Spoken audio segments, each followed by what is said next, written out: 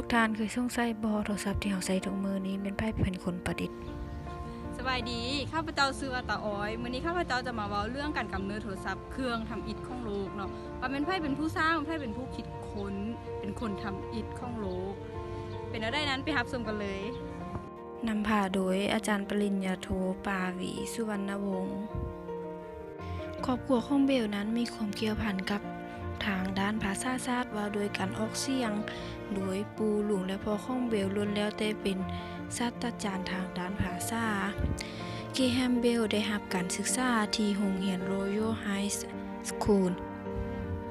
เมืองเอดินบะระหลังจากนั้นได้เข้ารับตำแหน่งที่ Western House Academy ในตำแหน่งผู้ช่วยสอนในสาขาการออกแบบเสียงและดนตรีที่เอโรกินในมอเลไซหลังจากนั้นเขาศึกษาในมหาวิทยาศาสตร์เอดินบะระจากนั้นในปีคศ1866ถึงปีคศ1867หรือปีพศ2409ถึงปีพศ2410เพิ่นได้เข้าเป็นผู้บรรยายที่มหาลัยโซเมอร์เซเซอร์เมืองบราประเทศอังกฤษระหว่างที่ยังอยู่สกอตแลนด์ได้เบ่งความสนใจไปยังส่วนของงานอะคอสติกเพื่อมีส่วนช่วยในความรู้นวกของผู้เป็นมารดาในปี1870เพิ่นได้ติดตามครอบครัวไปแคนาดาโดยพักที่เมืองเบนฟอร์ดออตาคิโอก่อนย้ายออกจากสกอตแลนด์เบลได้ให้ความสนใจกับโทรศัพท์และในแคนาดานั้น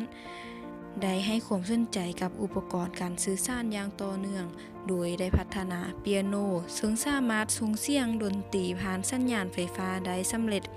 และปี1882เพิ่นได้โอนสัญชาติเป็นอเมริกันเบลเป็นศาสตราจารย์ผู้ที่เชี่ยวชาญเรื่องสลิวิทยาด้านโซดและเสียงเดิมทีเพิ่นตั้งใจประดิษฐ์คิดค้นเครื่องมือสำหรับช่วยให้คนหูหนวกสามารถได้ยินเสียงคือกันกับคนปกติแต่กับคนพบวิธีส่งเสียงตามสายและเกิดเป็นการคิดประดิษฐ์โทรศัพท์ขึ้นในที่สุดและต่อมาอเล็กซานเดอร์เกแฮมเบลได้ร่วมมือกับโทมัสเอเวอร์สันผู้ช่วยของเพิ่นซึ่งเป็นลูกชายเจ้าของร้านขายอุปกรณ์ไฟฟ้าและได้สร้างเครื่องโทรศัพท์ขึ้นใช้เป็นเครื่องแรกในปีคศ1876โดยการใช้เส้นลวดโยงจากห้องหนึ่งไปยังอีกห้องหนึ่ง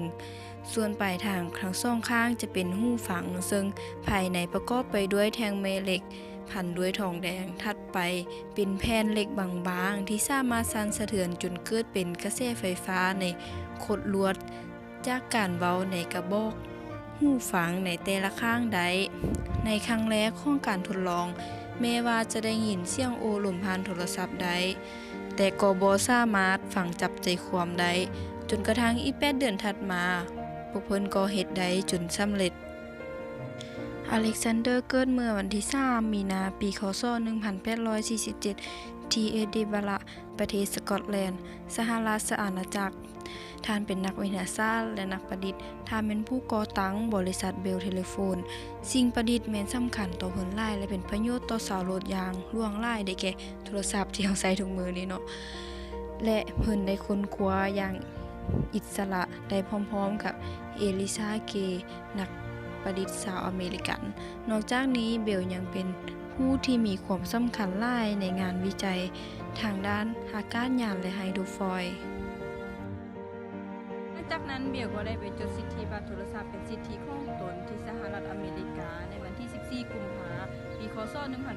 1876แต่ว่ามีเหตุอันบังเอิญเหลือเกินที่ได้มีการจดสิทธิบัตรในมือเดียวกันกับเอลิซา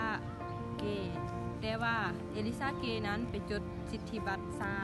กว่าเบลเพียงแต่2 ชั่วโมงเท่านั้นดังนั้นจึงเห็นได้เพิ่นกลายเป็นบุคคลธรรมดาไปเลยแต่ถ้าหากว่ามือนั้นเอลิซาเกนั้นได้ไปจดสิทธิบัตรก่อนอเล็กซานเดอร์เกแฮมเบลในมือนี้คนทั้งโลกคงจะจดจำซื้อของเอลิซาเกแล้วปล่อยให้คนที่ซื้ออเล็กซานเดอร์เกแฮมเบลกลายเป็นบุคคลที่ถูกลืมไปตลอดชีวิตและต่อมาในวันที่2สิงหาคมปีคศ1922อเล็กซานเดอร์เกแฮมเบลก็ได้เสียชีวิตลง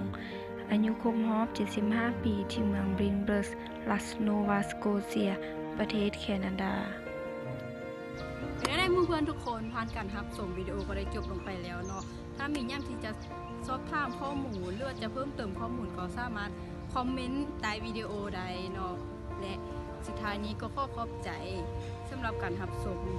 และถ้ามีข้อความใดที่ผิดพลาดหรือว่าข้อมูลที่ผิดพลาดก็ขอโทษขออภัยนำและถ้ามีอย่างที่บ่สมบูรณ์หรือว่าข้อมูลบ่ครบเนาะก็สามารถไปเสิร์ชอินเทอร์เน็ตได้เดี๋ยวเราจะแนบลิงก์ไว้ใต้วิดีโอเนาะ